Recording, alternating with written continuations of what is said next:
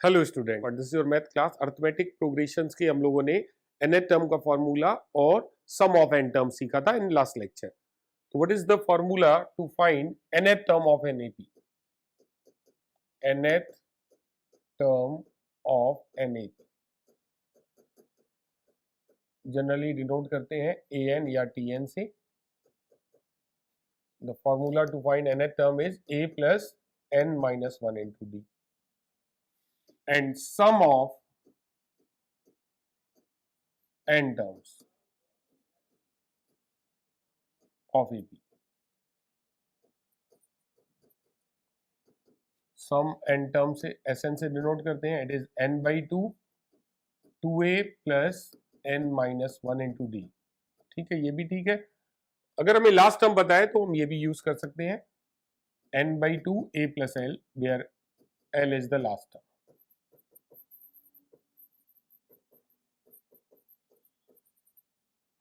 ये दो हम लोग ने कॉन्सेप्ट सीखे थे लास्ट लेक्चर में। Today we are going to start arithmetic mean. समझते हैं अर्थमेटिक मीन होता क्या है।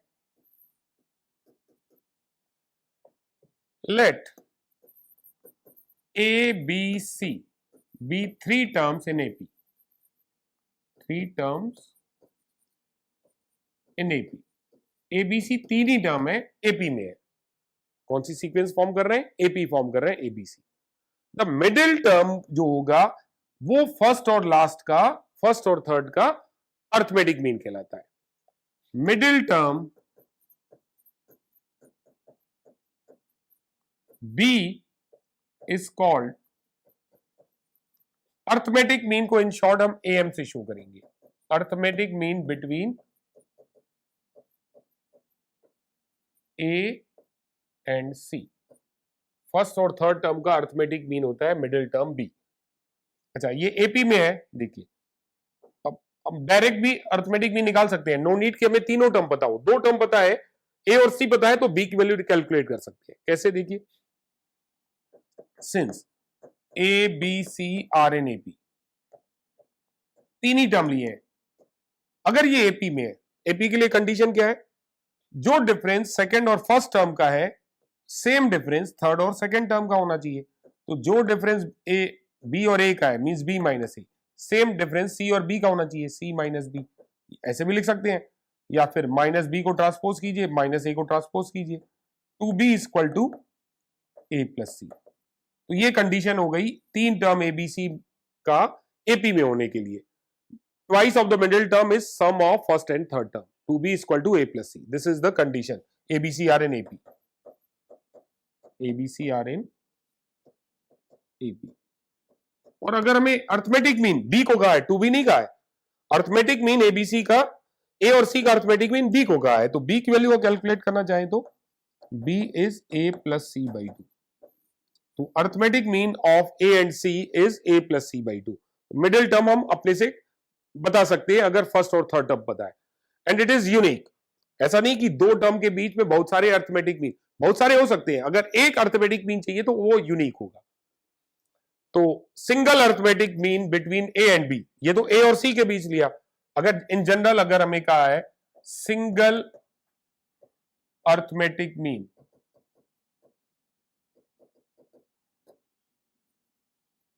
Between A and B, A and C जैसे कहा था, ए और सी का arithmetic mean A plus C by two कहा था, ए और बी का अर्थमेटिक मीन कहेंगे तो A plus B by two हो जाएगा। This is the arithmetic mean between two numbers A and B. एक सिंगल निकालना चाहे तो, हम चाहे तो एक से ज्यादा भी अर्थमेटिक मीन निकाल सकते हैं। वो तो क्वेश्चन में डिपेंड करेगा कि कितने बोले गए हैं, टू बोले गए हैं, थ्री बोले गए हैं, फोर बोले गए हैं।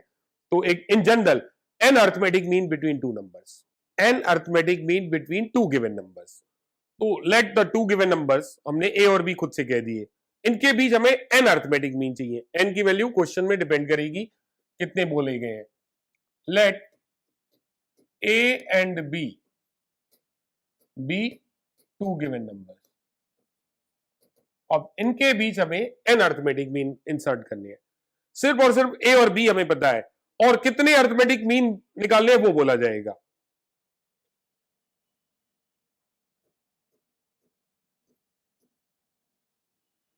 इनके बीच n अर्थमेटिक मीन हम खुद से एज्यूम कर ले रहे हैं। Late A1 A2 A3 A4 कितने लेने हैं? n चाहिए, दो an b n arithmetic means ams ams means arithmetic means between a एंड b। तो हमने क्या कहा, a और b के बीच में n अर्थमेटिक मीन जो कैलकुलेट करने हैं वो हमने मान लिए A1 A2 A3 A4 an है। अगर ये अर्थमेटिक मीन है बिटवीन a एंड b, a और b के बीच में ये इंसर्ट किए गए हैं, देयरफॉर a क्या इंसर्ट किया a और b के बीच में, ये a और b लिया, इनके बीच में A1 A2 A3 A4 an n arithmetic mean insert कर दिए। अगर ये अर्थमेटिक मीन्स है तो ये कौन सी सीक्वेंस फॉर्म करेंगे? ये सीक्वेंस फॉर्म करेंगे एपी। और नंबर ऑफ टर्म्स कितने हो गए? n तो हमने इंसर्ट किए हैं, a और b और इंक्लूड कर लेंगे, b n प्लस 2 टर्म्स। कितने टर्म्स हो गए? n plus 2 terms in AP.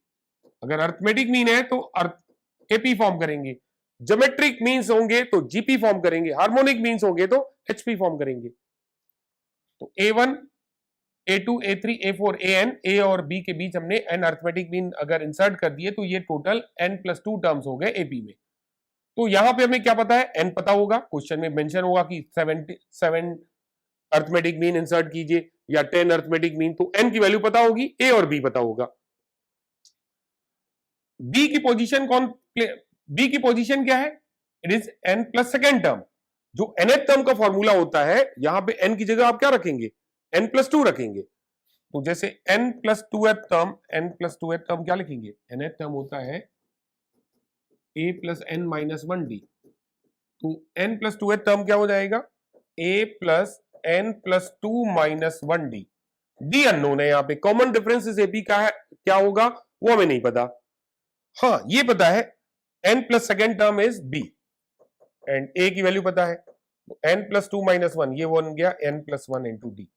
n भी पता है तो यहां से d पता लग गया हमें एपी का। d कितना आ गया? b minus a upon n plus 1।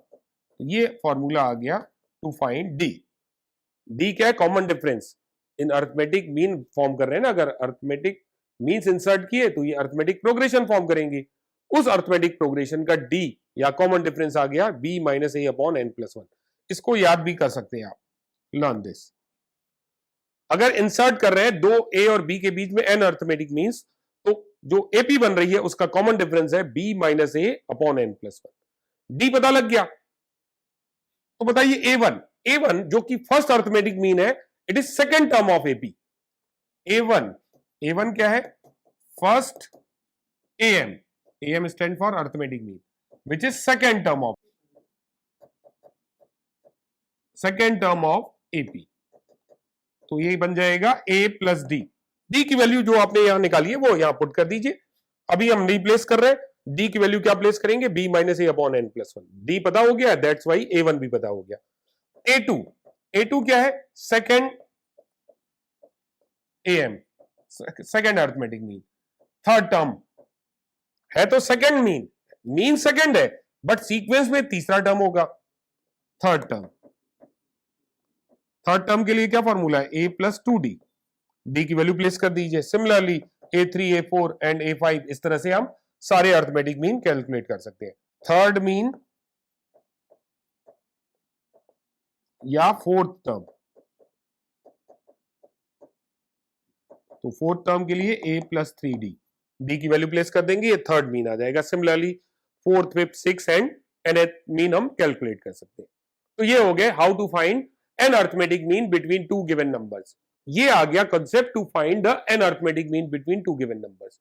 अगर इन अर्थमेटिक मीन्स का सम करें, सिर्फ और सिर्फ अर्थमेटिक मीन का सम किया जाए तो एक रिजल्ट देते हैं, चेक करते हैं क्या आ रहा है वो रिजल्ट। तो अर्थमेटिक मीन का सम कर रहे हैं A1 plus A2 plus A3 plus A4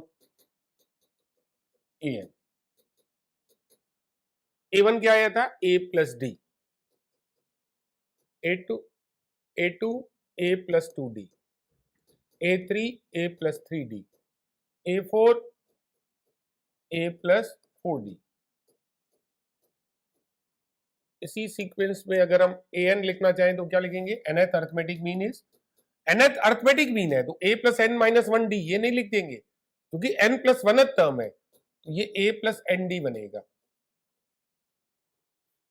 तो how many brackets are there, n brackets है, a n टाइम्स हो गया तो n इंटू ए हो गया, ये 1d 2d 3d 4d, अगर d कॉमन लें तो 1 plus 2 plus 3 plus 4 up to n, ये एक एपी बन गई।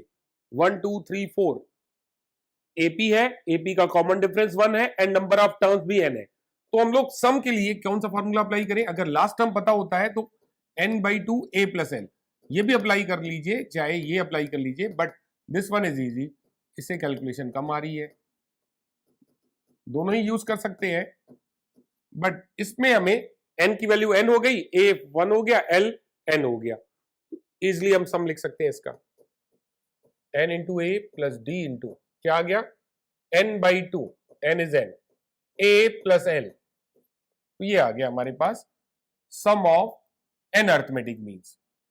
फर्दर हम चाहे तो यहां से n बाई टू कॉमन ले सकते हैं, n कॉमन दिख रहा है बट n बाई टू ले रहे हैं, अगर हमने n बाई टू कॉमन लिया तो ये हो जाएगा 2a, n by two common लिया तो n plus one D, and n by two, further 2a को हमने लिख दिया a प्लस ए, इस 2a को लिख रहे हैं a plus A n plus one D. Check कीजिए आप, b की वैल्यू क्या आई थी, b आया था a plus n plus one D, यहां से चेक कीजिए, तो a plus n plus one D is b, यहां पे भी क्रिएट हो रहा है, a plus n plus one D को हम b लिख सकते हैं, तो n by two A plus B, a एंड b गिवन नंबर्स थे, तो sum of n arithmetic means, ये रिजल्ट आ गया हमारे पास, sum of n arithmetic means equal to n by two A plus B. इसको याद कैसे रखेंगे, sum of n arithmetic means n by two A plus B by two, further इसको हम n into A plus B by two ऐसे भी लिख सकते हैं। a plus B by two क्या होता है, a और b के बीच में सिंगल अर्थमेटिक मीन होता है, अगर a और b के बीच में single arithmetic mean SAM single arithmetic mean चाहिए तो that is a plus B by two, तो single arithmetic mean a plus B by two से, a और b का सिंगल अर्थमेटिक मीन क्या होता है, a plus B by two, तो this is single arithmetic mean, तो sum of n arithmetic mean is equal to n times single arithmetic mean, this is a result, some of n arithmetic means equal to n times single arithmetic mean. बहुत important concept है, चलिए use करेंगे इसको questions में, लेते हैं questions based on arithmetic means. Find 10 arithmetic means between 6 and 61. Find the sum of 10 arithmetic means and hence verify sum of n arithmetic means between two numbers is n times the single arithmetic mean between two numbers. It is times. तो first of all हमें दो number जो a और b question में mention था, article में जो हम a और b कह रहे थे, यहां 6 and 61 है, तो a कितना हो गया, the two given numbers a और b मानते हैं, तो a is 6, b is 61, कितने अर्थमेटिक मीन इंसर्ट करने हैं, 10, it is saying 10 arithmetic mean. तो अगर हमने a और b के बीच में n अर्थमेटिक मीन इंसर्ट किया तो d के लिए फॉर्मूला लिखा था b minus a upon n plus one, a b n सब पता है, यहां पे late a1 a2 a3 a10 b 10 arithmetic means between 6 and 61। देखिए एक तो जो कॉन्सेप्ट लगाया है वो भी कर सकते हैं, बट आपको टाइम सेव करना है, डायरेक्ट फॉर्मूला अप्लाई कीजिए, d equal to b minus A upon n plus one, put all the values, 61 minus 6 upon 10 plus one, तो this is 55 upon 11 which is 5, तो कॉमन डिफरेंस कितना आ गया, 5 का। a1 first arithmetic mean mean second term a plus D हो जाएगा, a हमें पता है 6 और d हमने निकाला 5, 6 5 11, तो फर्स्ट अर्थमेटिक मीन 11 हो गया, second arithmetic mean a plus 2d हो जाएगा, चाहे तो ए में 2d ऐड कीजिए या A1 में एक बार और d ऐड कर दीजिए। A1 11 आया था, 11 में 5 और ऐड कर दीजिए 16। हर प्रीवियस टर्म में d ऐड करते जाए, नेक्स्ट टर्म आता जाएगा। A3 तो 16 प्लस 5 21। A4 अब 5 ऐड करते जाइए 26। A5 5 ऐड करेंगे 31। इस तरह से आप, या फिर हम A10 क्या होगा, 10 अर्थमेटिक मीन। A9 में आप A9 में 5 ऐड करेंगे, या फिर अगर आप सीक्वेंस के पीछे जाएंगे ना, अगर कोई AP है 1 2 3 4 5 ये AP है,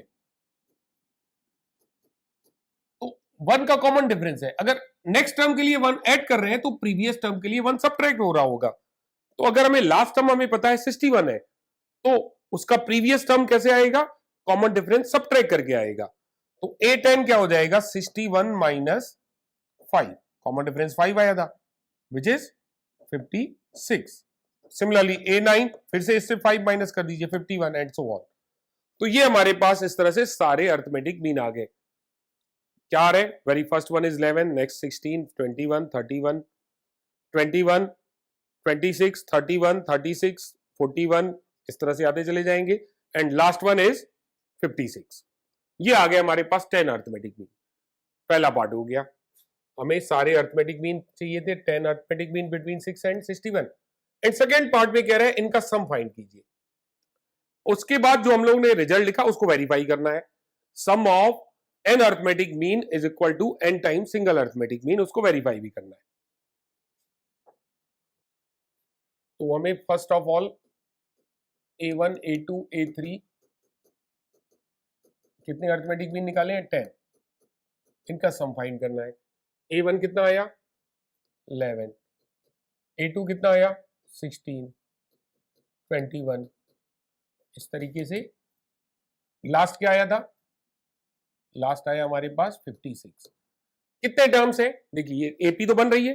how many terms are there, 10 terms है। फर्स्ट टर्म भी पता है, लास्ट टर्म भी पता है, और नंबर ऑफ टर्म्स भी पता है। तो सम के लिए फॉर्मूला अप्लाई करें, n/2 a + n। इजिली सम निकाल सकते हैं। l पता है, a पता है, n पता है। What is n, 10, n/2, a 11, l 56। तो दिस इज 5 into 617 516, 67 into 5, 5 7 जा 35, 5 6 जा 30 and 3 30 33।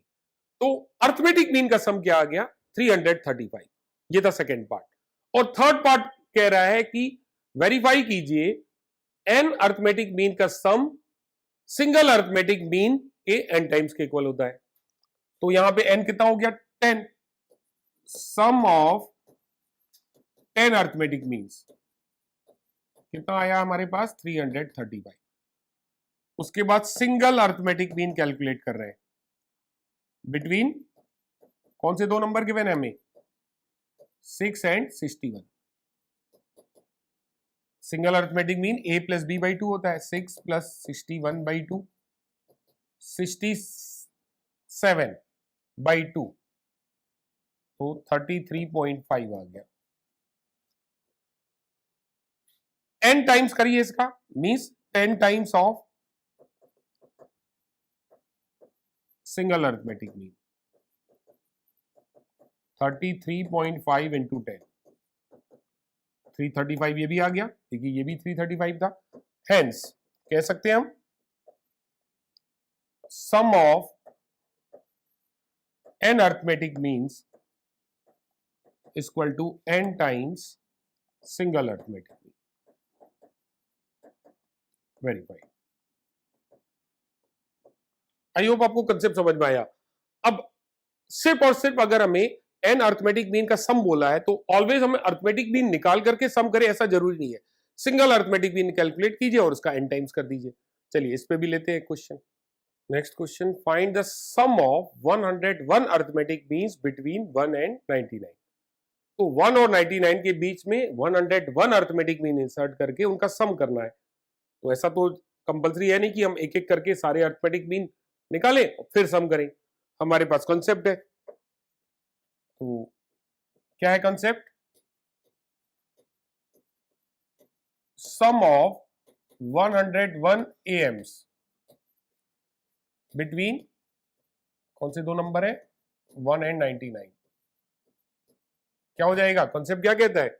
सिंगल अर्थमेटिक मीन का 101 टाइम्स हो जाएगा, 101 टाइम्स सिंगल अर्थमेटिक मीन। तो सिंगल अर्थमेटिक मीन कैसे निकालेंगे?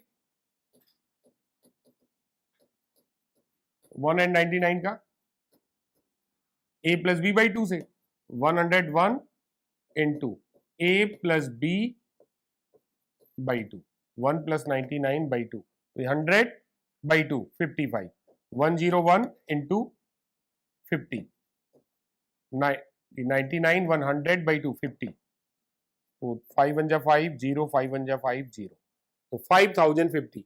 तो जरूरी नहीं है कि हम एक एक करके सारे अर्थमेटिक मीन निकाल के फिर सम करें, हमारे पास कॉन्सेप्ट है कि सिंगल अर्थमेटिक मीन का n टाइम्स कर दिया, n यहाँ पे 101 है, तो द सम इज 5050 5050।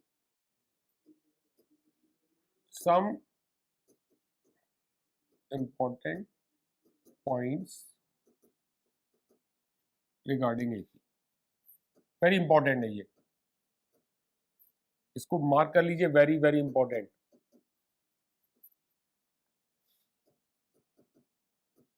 एक एक करके डिस्कस करेंगे। Very first one is